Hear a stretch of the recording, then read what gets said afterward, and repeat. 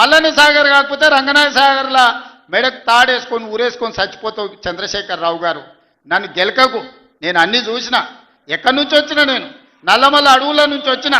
ZPTC గెలిచిన, MLC గెలిచిన, MLA గెలిచిన, ఎంపీ గెలిచిన, తెలంగాణ రాష్ట్రానికి ముఖ్యమంత్రి అయిన అమాం బాపత్ గాని కాదు. అక్కడి నుంచి వచ్చి అమెరికాలో అంట్లుదోమ వస్తే అయ్య పేరు చెప్పి మంత్రి అయినోని కాదు. ఊర్లో దుక్కి దున్ని కష్టమంటే తెలిసి రైతులలో నుంచి వచ్చినోని రైతు బిడ్డను. నాతోని తమాషాలు చేయకు. దుబాయ్ పాస్పోర్ట్ బ్రోకర్ల దందా చేయలే, రియల్ ఎస్టేట్ బ్రోకర్ దందా చేస్తుంది ప్రభుత్వం అంటున్నాడు.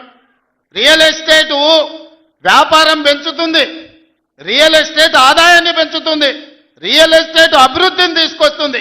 నీ కొడుకేమో హైదరాబాద్లో రియల్ ఎస్టేట్ వాడిపోయిందంటావు, నువ్వు వచ్చేమో ఈ ముఖ్యమంత్రి రియల్ ఎస్టేట్ దందా చేస్తున్నాడు అంటాడు. ఇదేమన్నా పాస్పోర్ట్ బ్రోకర్ల దందానా? నేను ఎవరినేం దుబాయ్కి పంపుతా అని మోసం చేయలే.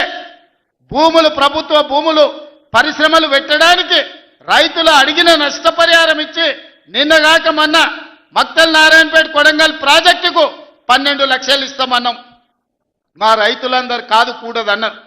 ఏం కావాలన్నా అడగమని మా శ్రీహరికి, మా శివకుమార్ రెడ్డికి చెప్పిన, మా పర్ణికమ్మకు చెప్పిన. వాళ్ళు పోయి మాట్లాడిను. వాళ్ళు అడిగింది నాకు వచ్చి చెప్పురన్న. వాళ్ళు 20 లక్షల ఎకరం కావాలన్నారు.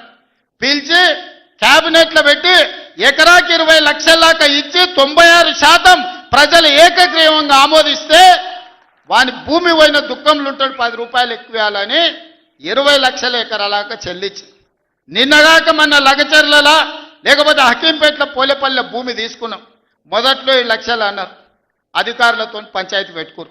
పాపం తెలిసి తెలియక వాళ్ళు చేసిన అబద్ధాలకు ఈరోజు పంచాయతీ పెట్టుకోరు. చివరికి అడిగినాం, 20 లక్షలు 22 లక్షలు కావాలని ఇచ్చినాం. ఇందిరమ్మ ఇల్లు కావాలన్నారు, ఇచ్చినాం. అక్కడ అభివృద్ధి ఏం కావాలన్నో చేస్తామని చెప్పినాం.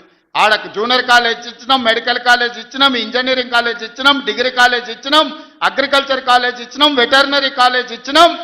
ఈరోజు సైనిక్ స్కూలు ఈ రాష్ట్రంలోనే లేదు. సైనిక్ స్కూల్ని కూడా ఈరోజు లగచర్ల కాడికి తీసుకొచ్చి పెట్టినాం. ఇవాళ రాష్ట్రంలోనే ఒక ఆదర్శంగా 250 ఎకరాల ఒక ఎడ్యుకేషన్ హబ్ కడుతున్నాం.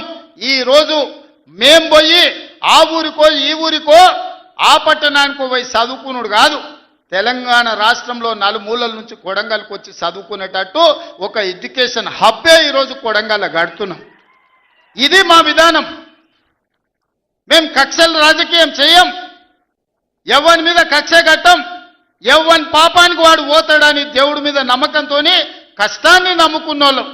కొడంగల్ ప్రజలు రోజుకో 2 గంటలు ఎక్కువ పని చేసేటోళ్ళే కానీ ఎవరిని సొమ్ము ఆశించేటోళ్ళు కాదు. ఎవరి గురించి మేము ఆలోచన చేయం, మా పని మేము చేసుకుంటాం. కానీ మా పని మేము చేస్తుంటే కూడా కాళ్ళల్లో కట్టె పెట్టిర్రు అనుకో, ఇక మా సంగతి అయితే చూపుతామయ్యా. ఏమంటారు? అంతేనా? అంతేనా? 2 ఏళ్ళు ఏమన్నా అన్నానా? ఆయన మన బయటకు వచ్చి ఇక చూస్తా, తోలు తీస్తా, తాట తీస్తా, ఇక నీ సంగతి చెప్తా అన్నాడు. రా బిడ్డ రా రా, రెడీగా ఉన్నారా? ఇక అందుకే కొడంగల్ నుంచే చెప్తాం నీకు అని చెప్పి 3 రోజుల నుంచి మాట్లాడలేదు. ఇవాళ మాట్లాడుతున్నా. ఆయన కొడుకు చెప్తున్నాడు, మైకు ముందరికి వస్తలేడు, ఆయన దాచుకున్నాడు అని. నీ ముఖం ఎప్పుడైనా చూసుకున్నావు అర్థంలా?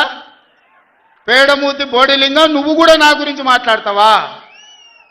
నీవెంత, నీ స్థాయి ఎంత? అయ్య పేరు చెప్పి బతికటోనివి నువ్వు. ఆంధ్రలో గుంటూరులో గుడివారిలో చదువుకున్న నువ్వు, నీకేం తెలుసు తెలంగాణ గురించి, మా పౌరుషం గురించి? నువ్వు కాదు, మొత్తం నీ జాతినంతా తెచ్చుకో. ఎట్లా తెచ్చుకుంటావు? ఏటికి రావాలనో చెప్పు. మా ఊరు అన్నారా, మేమన్నా మీ ఊరికి వస్తాం. ఎవడు భయపడుతుండో సంగతి తేలుస్తా. వెనకటికోసారి చెప్పిన గిట్లనే గజ్వేల్కి వచ్చి చూడు అని చెప్పిన, గజ్వేల్కి వస్తా బిడ్డ, నీ నెత్తి మీద కాలు పెట్టి తొక్కుతా అని. గజ్వేల్కి లక్షలాది మంది కార్యకర్తలతో పోయినాం. కాలు మీద పెట్టి తొక్కితే పాతాళానికి పోయిన మళ్ళీ ఇప్పటి వరకు తేలలేదు. ఇవాళ చెప్తున్న మీడియా మిత్రులారా రాసుకోండి, 2029 ఎన్నికల్లో 2/3 మెజారిటీ మన సీట్లు ఒకవేళ 119 ఉంటే 80కి పైగా సీట్లతోని 2029లో మా ప్రభుత్వం ఏర్పాటైంది.